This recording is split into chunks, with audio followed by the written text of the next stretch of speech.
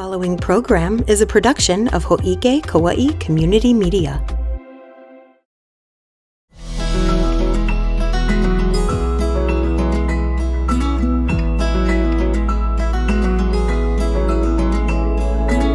Kaua'i Voices presents Workers' Rights, the Hanapepe and Hilo Massacres. Hello folks, my name is Raymond Catania. I belong to the Hawaii Workers Center as a representative for the center on Kaua'i, and I primarily deal with labor issues, workers' rights, and the history of unionism in Hawaii. And I am going to be giving a presentation today on two labor battles in Hawaii where workers tried to form unions because with unions, workers have better wages, better working conditions, medical, and a lot of benefits so that they can support themselves and their families. So there's two labor struggles that I'm going to be talking about. One that happened on Kaua'i, September 9th, 1924, called the Hanapepe Massacre, and the other one, which is called, which is about the Hilo Bloody Monday, the strike that happened at Hilo Harbor to organize workers into the ILWU. That's the International Longshore and Warehousemen's Union. Now it's called the International Longshore and Warehouse Workers Union, to take into consideration gender equality. So that's a big difference today. So first, let me start off with the Hanapepe Massacre. The Hanapepe Massacre happened during the early part of I would say the mid-20s. The massacre itself happened on September the 9th, 1924, when Filipino workers, primarily Visayan, were organizing labor unions throughout the territory of Hawaii. And back on September 9, 1924, there were a number of workers that got shot and killed by the sheriffs connected with the plantations, the sugar plantations. The workers at that time, mostly on the plantations, were Japanese and Filipinos, and they were separated according to race, living in different camps and at times working in different groups so that they wouldn't be getting together to organize. And the Filipino workers were the lowest paid. They were lowest paid. They had the worst conditions. They had the worst medical care. They didn't have basically any rights at all. So they had turned to organizing and getting themselves together. And their leader at that time, his name was Pablo Manlapit. Pablo Manlapit before the strike was a self-educated worker. He came to Hawaii as a plantation worker, but he worked himself up and eventually got out and got himself educated to become a lawyer, and he began to lead the workers. And what he began was the higher wage movement, where they were asking for better wages. Instead of getting paid just $1.25 a day, they wanted to get at least $1.50 an hour. And they wanted to cut down their working hours from 10 to 12 hours a day to 8 hours a day. And they wanted medical care. And they wanted to be able to bring their wives over and marry. And they wanted to do a lot of things that people do today. But the plantation bosses didn't want that to happen because what they wanted was cheap labor, working their butts off to make them profits on the sugar plantations. Most of the workers came from the poorest area in the Philippines, where they were uneducated, where they didn't know how to read and write. They didn't even know how to read and write their own Filipino language, but they could work, and they could work hard. Like my grandfather came to Kaua'i on April the 8th, 1919, and he was employed at the Kaua'i Sugar Company, and he eventually left because the work was hard. But he's Ilocano, and he wasn't involved in that strike. But this strike mostly involved the Visayan workers. The workers have different, from the Philippines, have different ethnicities. Like some are from the Visayan speaking provinces. Some are from the Ilocano speaking provinces. The national language for the Philippines today is Tagalog, but at that time, the workers didn't speak Tagalog. They spoke their own languages where they were from. And so it was difficult for them to organize. But Pablo Manlapit got them together. And in the process of the strike, what happened? The bosses didn't listen to the workers. And so there was a lot of anger on the part of the workers, especially those that lived on Kaua'i, that Makaweli village, the plantation camp there. And so what happened was that other Filipinos were brought in as strike breakers to continue production and break and slow down the strike, and they were mostly Ilocano workers, my ancestors, Ilocano. And so what happened was that a couple of Ilocano workers were taken hostage, I should say, by these Visayan workers, and they were kept over at their camp. And so the plantation bosses, along with the police that they had hired from the community, decided to go there and get those workers freed. And the workers took those the strike breakers hostage as a bargaining tool because they wanted their demands to be listened to. But the plantation bosses used that as an excuse to come in and break up their strike. And so what happened was that violence happened. This is in Hanapepe, where that park is. I guess one section of it is where they were having the strike, and some of the police were up on a hill, and they fired at them, you know. And so what happened in the process, when the smoke cleared, 16 workers lay dead, and 4 policemen were killed. Now the workers had guns, but they couldn't purchase bullets, so what they used were their knives, the machete knives. And in the process, one of the police officers got killed. And so what happened was that they were buried in Hanapepe near the veterans mortuary. So it's right above the veterans mortuary where they were buried, but a lot of people didn't know where they were buried. And the plantation bosses at that time really came down hard on the workers, so it was very difficult for them to spread the word why they struck. And they were made to feel ashamed. Them and their families were made to feel ashamed that they had done the wrong thing. And it wasn't very much talked about outside of Kaua'i. And some news came out in the Honolulu papers, and a lot of the workers were deported back to the Philippines. Pablo Manlapit, who wasn't even there, even though he was the leader of the strike, he was later deported, but he eventually came back to Hawaii to organize a higher wage movement again. But what happened was that the workers' movement for unionization was pretty much smashed, you know, and they used weapons. And what they had done was that they had hired a bunch of local Hawaiian sharpshooters who were hunters, and they were the ones that were doing the shooting, you know. And when the whole thing had cleared, like I said, 17 people lay dead, 16 of them strikers, 1 policeman. Out of the 16 Filipinos, 1 was Ilocano, and the rest were Visayan, and the Ilocano worker was from the Big Island. And when they were shot in the head, or the back of the head, or in the heart. So it was shoot to kill, you know. And so because they were being labeled as a bunch of never-do-wells and troublemakers, and the stereotypes lasted that Filipinos like to cut up people with knives, they love to gamble, they love to play pool, they love to steal each other's wives and girlfriends. So a lot of the rumors came out from these kinds of days. But eventually, over time, people realized that it was a bunch of rumors. So some of it still sticks around today. But anyway, that was a very important strike, and it laid the foundation for unionism in Hawaii, especially on Kaua'i.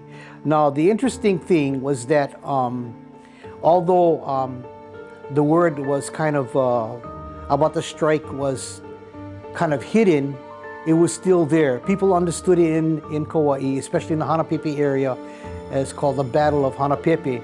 But the word spread in the union movement in Hawaii, especially among the organizers of the ILWU. Then what happened was that in, let me see, what date is this? In Hilo, on October 3rd, no, not Hilo, on October 3rd, was, that's when Harry Komoko, the organizer, was born. But the Hilo Massacre happened on August the 1st, 1938. That's when the Hilo Massacre, or Bloody Monday, happened. That's when the longshoremen of the Big Island were trying to organize the ILWU, and they were trying to stop ships coming in that were dropping off goods to the island that were being manned by non-union labor.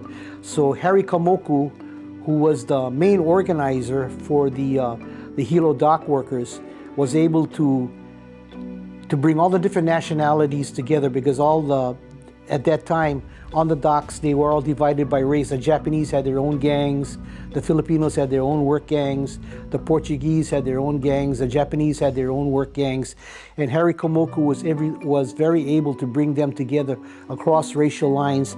And then he brought all the different unions together, the mechanics and the machinists and the tugboatmen. And like I said, the dock workers, he was able to go across craft lines and bring all the workers together, which was very, very important, because when workers work in different jobs and different skills, sometimes they tend to be divided from each other. And so he was able to bring them all together as a prerequisite for them to form their union. And then also they had pretty good support from the community.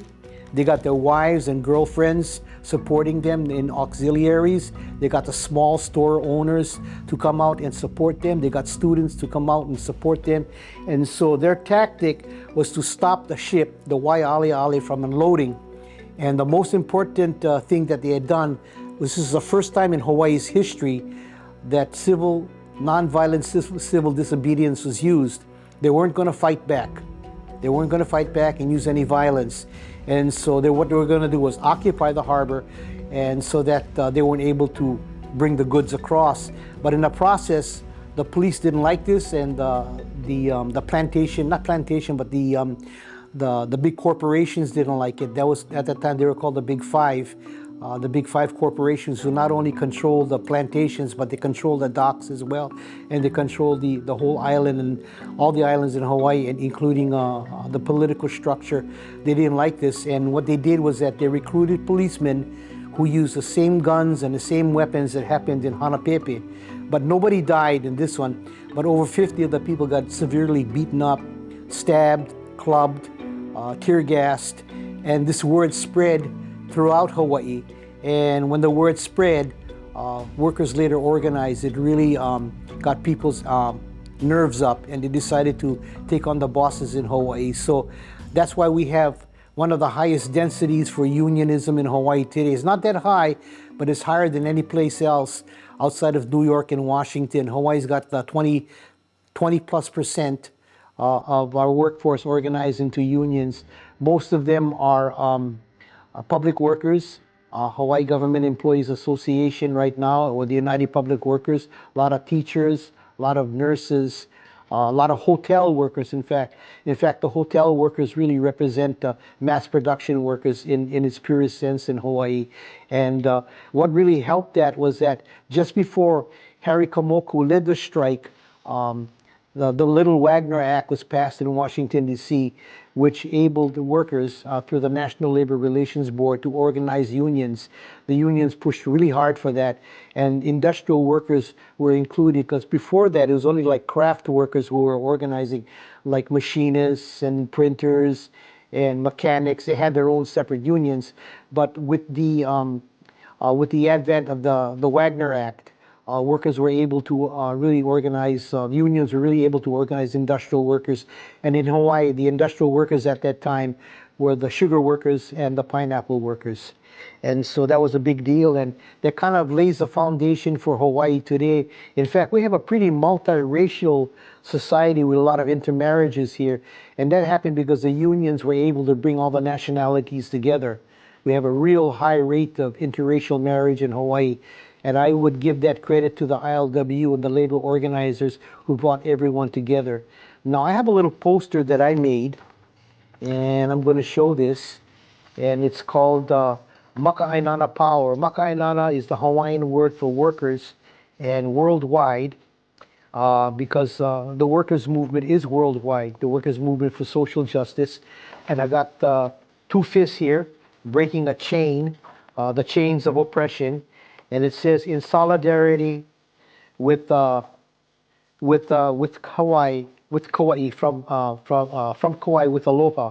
And there's two Hawaiian words. One is lokahi, that means to unite, and the other one is ku'e, that means to resist oppression and exploitation.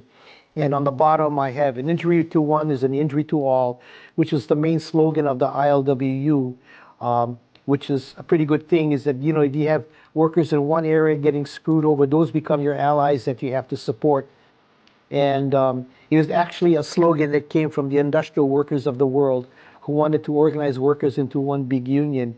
So anyway, that's some of the information that I got to share today. Later on, I'll come back when I can and talk more about this kind of stuff. But I hope you enjoyed it. Thank you. Websites or anything? Yeah, I have on the Center for Labor. It's called Labor Fest. Labor Fest. I have some of my posters on. I have some of these posters on Labor Fest. I have some of my writings that I've done. I've written about a lot, and I've done a lot of these posters. And I have it at the Center for Labor Education and Research. I have some of these posters, and I have it online, Labor Fest in Hawaii, where some of my writings can be found. Okay, I have been a member of the Graphic Arts International Union. That's why I know how to print. Yeah, I learned graphics and propaganda. You know, and I was a member of the Printing Pressmen's Union. I was a member of Local 5, the Hotel Workers Union, for a little while.